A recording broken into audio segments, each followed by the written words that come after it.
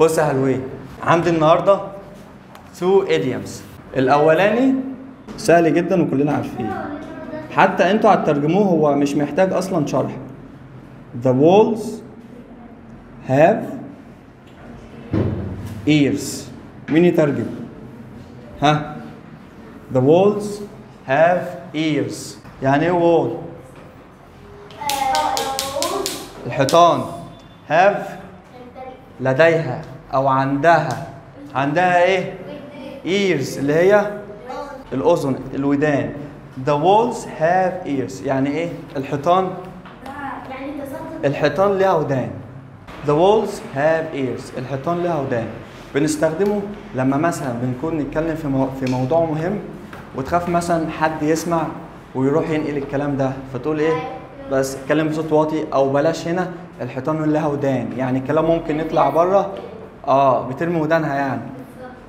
زي كده، زي حمزه كده عايش عشان يرمي ودنه. بنتكلم مثلا في موضوع مهم، فقول The walls have ears. حمزه قاعد، الحيطان لها ودان، حد هيسمعنا. ده الشرح بتاع The walls have ears. ما فيهوش شرح اصلا، هو شارح نفسه. اقلب على اللي بعده. اللي بعده بقى We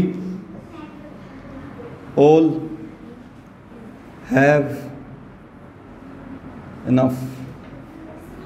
We all have enough يعني احنا فينا اللي مكفينا،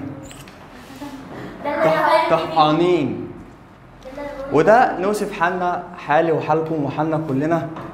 We all have enough. احنا فينا اللي مكفينا، احنا تعبانين، احنا بنموت، احنا فينا اللي مكفينا. We all have enough. اجي مثلا اقول لك الحصه الجايه عليكي السبوره دي تسميه، واديكي مثلا 300 كلمه وصفحتين واجب، فانت تقولي لي يا مستر احنا فينا اللي مكفينا. We all have enough. احنا ناقصينك انت والانجليزي بتاعك. خدها بقى قيس عليها اي حاجه. We all have enough. احنا فينا اللي مكفينا. يبقى خدنا 2 idioms. اول واحد بنستخدمه، لا انا خلصت. The walls have ears. الحيطان لها ودان. وطي صوتك، بلاش نتكلم هنا، ما تتكلمش في الحوار ده بالذات. الايديوم الثاني We all have enough. احنا فينا اللي مكفينا. احنا تعبانين قوي.